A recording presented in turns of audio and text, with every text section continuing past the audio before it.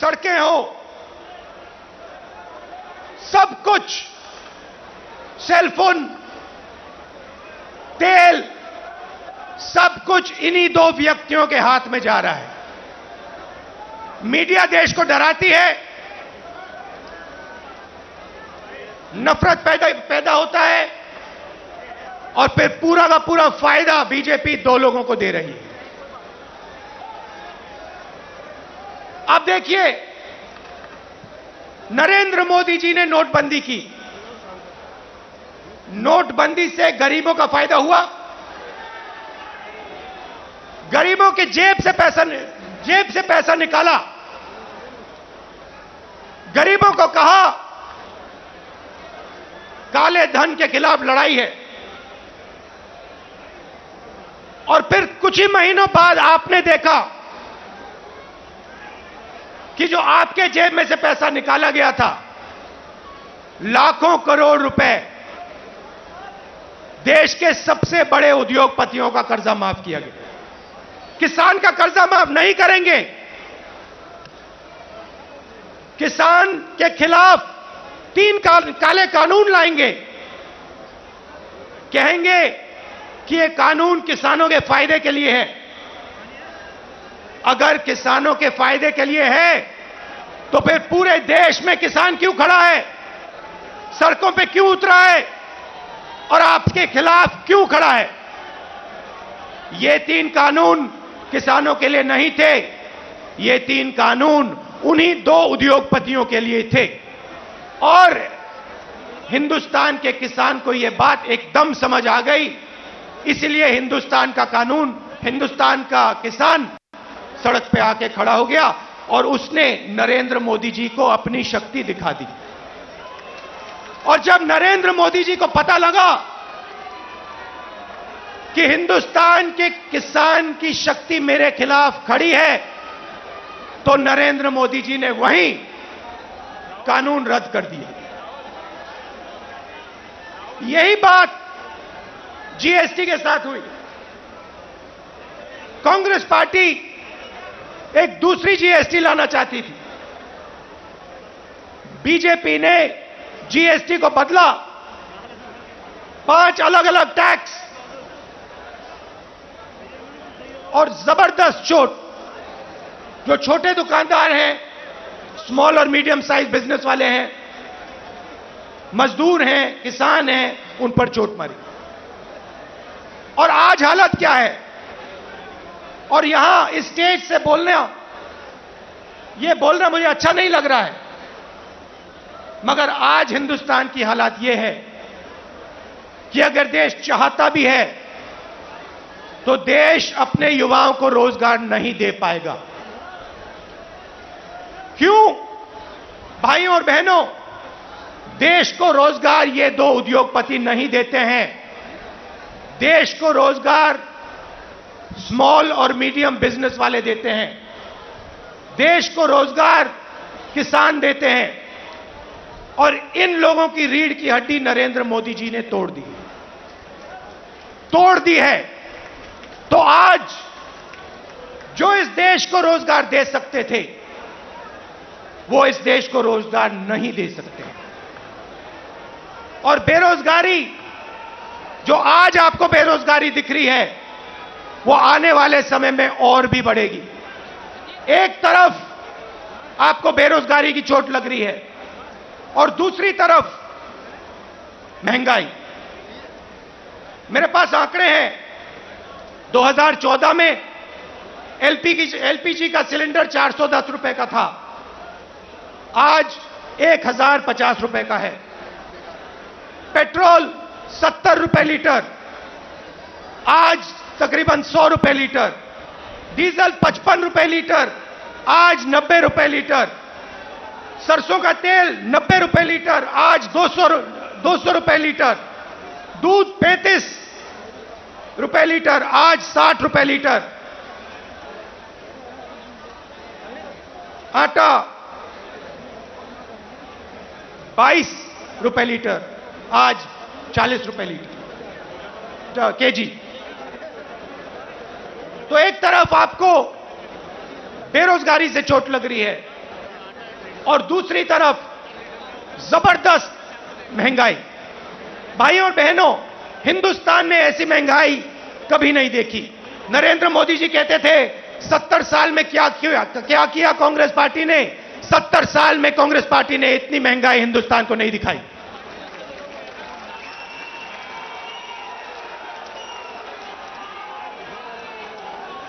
तो हिंदुस्तान का आम नागरिक बहुत मुश्किल में है, बहुत दर्द सह रहा है। और जब विपक्ष इन बातों को पार्लियामेंट में उठाना चाहती है तो नरेंद्र मोदी जी और उनकी सरकार विपक्ष को पार्लियामेंट में बोलने नहीं देती। चाहे किसानों का मुद्दा हो, चाहे चाइना का आक्रमण जो हुआ उसकी बात करना चाहे, बेरोजगारी की बात करना चाहे, महंगाई की बात करना चाहे, हम नहीं कर सकते, पार्लियामेंट में नहीं कर सकते। और आप देखिए यहां हमारे मीडिया के मित्र हैं, इनका काम जो जनता के मुद्दे हैं उनको उठाने का होता है, मगर ये भी अपना काम नहीं करते हैं। 24 घंटा ये कैसे करेंगे? ये मीडिया उन्हीं दो उद्योगपतियों का मीडिया है। पूरा का पूरा मीडिया उन्हीं दो उद्योगपतियों के हाथ में है। तो सच्चाई कैसे दिखेगी? सच्चाई कैसे सुनाई देगी? और जनता को सब मालूम है। जनता घर में टीवी ऑन करती है और जनता जानती है कि टीवी किसका है और टीवी किसके लिए काम कर रहा है। टीवी दो उद्योगपतियों का है, अखबार दो उद्योगपतियों के हैं, और ये दो उद्योगपति नरेंद्र मोदी जी के लिए 24 घंटा काम करते हैं और नरेंद्र मोदी जी इनके लिए 24 घंटा काम करते हैं। देश में बेरोजगारी, देश में महंगाई और देश का पूरा धन दो उद्योगपतियों के हाथ में। एक तरफ मीडिया का कंट्रोल, दूसरे तरफ प्रधानमंत्री पे कंट्रोल।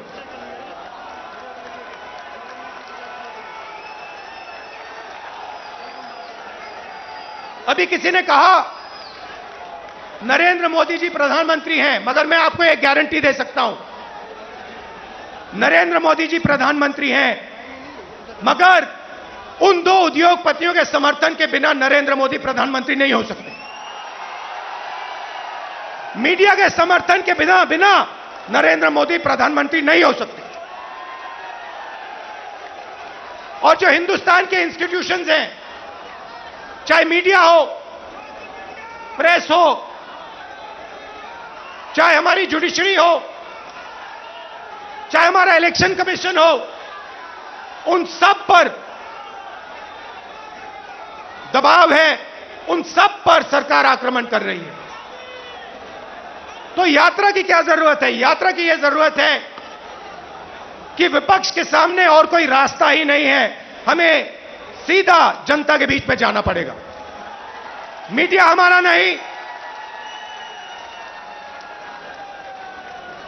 संसद में हम बोल नहीं सकते, तो अब कांग्रेस पार्टी और बाकी विपक्ष के पास सिर्फ एक रास्ता है, जनता के बीच में जाकर उनको देश की सच्चाई बताना।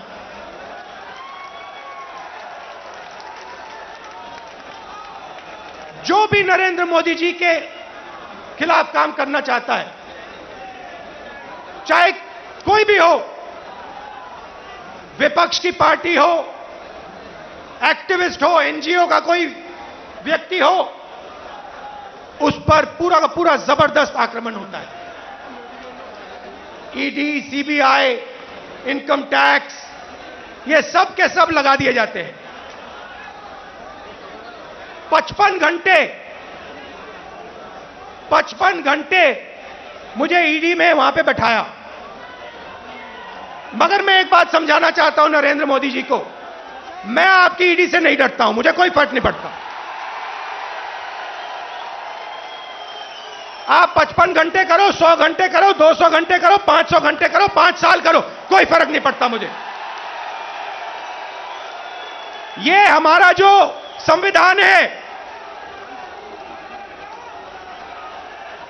जो इस देश की आत्मा है, आज इसकी रक्षा करना, आज इसको बचाने का काम हर हिंदुस्तानी नागरिक को करना पड़ेगा। क्योंकि अगर हमने ये नहीं किया, अगर हम आज नहीं खड़े हुए, तो फिर ये देश नहीं बचेगा। क्योंकि ये देश संविधान है, ये देश इस देश की जनता की आवाज है, ये देश इस देश की जनता का भविष्य है। ये देश दो उद्योगपतियों का नहीं है, ये देश हिंदुस्तान के गरीब लोगों का है। और आज दो हिंदुस्तान बन गए हैं, एक मजदूरों का, गरीबों का, किसानों का, बेरोजगार युवाओं का। उस देश में कोई सपना नहीं देखा जा सकता। उस देश में अगर आप रोजगार चाहते हो नहीं मिल सकता, अगर आप अपने बच्चों को कॉलेज यूनिवर्सिटी में भेजना चाहते हो आप नहीं कर सकते हो। उस देश में आपको अपना खून पसीना देना पड़ेगा, और खून पसीना देने के बाद आपको कोई फायदा नहीं मिलेगा। और दूसरा देश, इसी हिंदुस्तान के अंदर 2, 3, 10, 15 उद्योगपतियों का, अरबपतियों का, उसमें आप जो भी सपना देखना चाहते हो देख सकते हो। जो भी आप चाहते हो आपको हिंदुस्तान में मिल जाएगा। भाइयों और बहनों, इन दो देशों के बीच में लड़ाई है। नरेंद्र मोदी जी की विचारधारा कहती है कि देश को बांटना है और पूरा का पूरा फायदा चुने हुए लोगों को देना है। हमारी विचारधारा कहती है कि देश सबका है और देश की जनता जो अपना खून और पसीना देती है, उसका फायदा 2-3 उद्योगपतियों को नहीं मिलना चाहिए। उसका फायदा हिंदुस्तान के किसान को, मजदूर को, गरीब को, बेरोजगार युवाओं को मिलना चाहिए। यह फर्क है। और आप जाइए, आप आज चले जाइए और किसी भी छोटे दुकानदार से, किसी भी मजदूर से, किसी भी स्मॉल और मीडियम बिजनेस वाले से, किसी भी किसान से पूछ लीजिए, क्या यूपीए के समय और आज के समय में क्या फर्क है? यूपीए के समय में 70,000 करोड़ रुपए यूपीए की सरकार ने हिंदुस्तान के किसानों को दिया बिना पूछे। नरेंद्र मोदी जी ने 3 काले कानून दिए। मजदूरों के लिए यूपीए सरकार ने एक ऐतिहासिक कानून मनरेगा दिया। नरेंद्र मोदी जी ने पार्लियामेंट में कहा कि मनरेगा गरीबों पर अपमान है। और फिर आज उनको नरेगा देना पड़ रहा है, क्योंकि अगर आज यूपीए का नरेगा नहीं होता, हिंदुस्तान में आग लग जाती। जमीन अधिग्रहण बिल हम लाए, लाखों करोड़ रुपए हमने गरीब जनता को कॉम्पनसेशन में दिला, लाखों करोड़ रुपए, अरबपति बना दिए। पहले बिना पूछे किसान की जमीन छीन ली जाती थी, हजारों एकड़ बिना पूछे 1 मिनट में छीन लिया जाता था। हमने कहा यह गलत है, हम कानून लाए। नरेंद्र मोदी जी ने पहला काम उस कानून को रद्द करने की कोशिश की, उनका पहला काम था।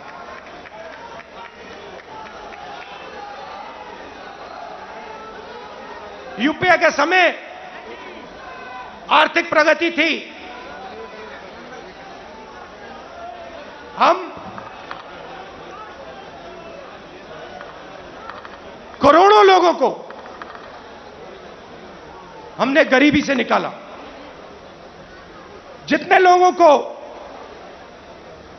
हमने 27 करोड़ लोगों को गरीबी से निकाला 10 साल में, 27 करोड़ लोग।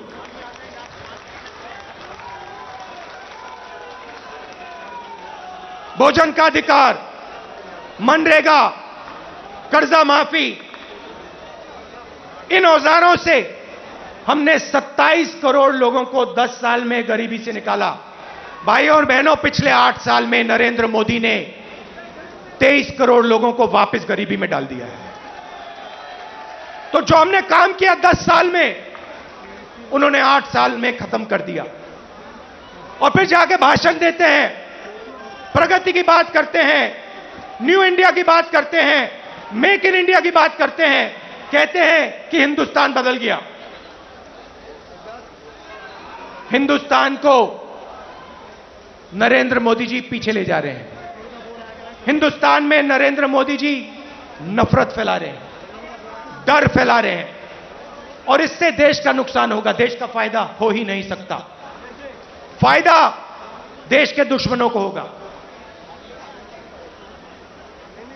फायदा चाइना को होगा,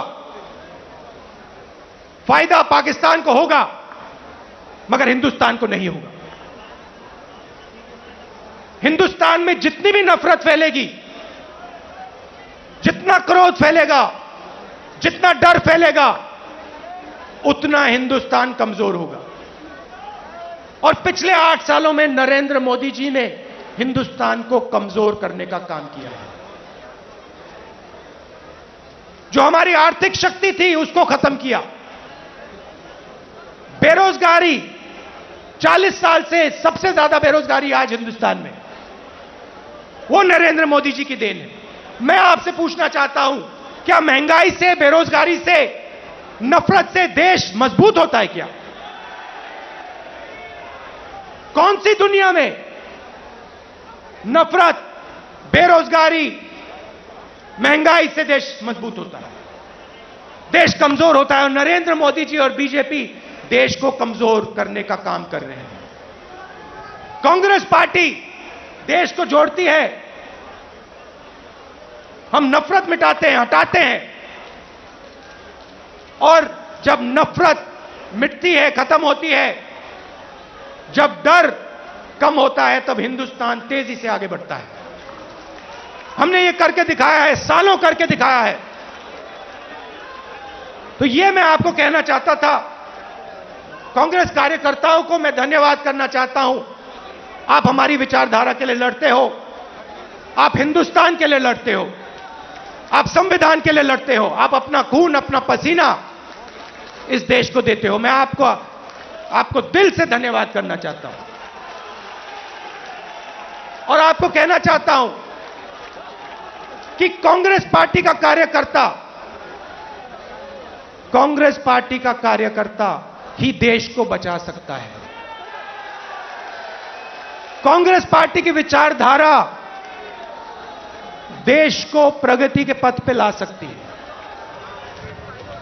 हमारे लिए सरकार ने, जैसे मैंने कहा, रास्ते बंद कर दिए हैं। पार्लियामेंट का रास्ता बंद कर दिया। संसद में कांग्रेस पार्टी या विपक्ष के लोग भाषण कर ही नहीं सकते, हमारा माइक ऑफ हो जाता है। और किसी भी मुद्दे पे हम चाइना के आक्रमण पे बात करना चाहते हैं, नहीं कर सकते। बेरोजगारी के बात पे बात करना चाहते हैं, नहीं कर सकते। महंगाई पे बात करना चाहते हैं, नहीं कर सकते। वो रास्ता बंद है। जो हमारे इंस्टीट्यूशंस हैं, चाहे वो मीडिया हो, चाहे वो इलेक्शन कमीशन हो, जुडिशरी हो, मैंने कहा उन पर आक्रमण है, उन पर दबाव है। तो हमारे लिए सबके सब रास्ते बंद हैं, एक ही रास्ता बचा है, और वो रास्ता हमें सबसे अच्छा लगता है। जनता के बीच में जाकर, सीधा जनता के बीच में जाकर जनता को जो देश की सच्चाई है वो बताना, और जो जनता के दिल में है उसको गहराई से सुनना और समझना। इसीलिए कांग्रेस पार्टी भारत जोड़ो यात्रा शुरू कर रही है।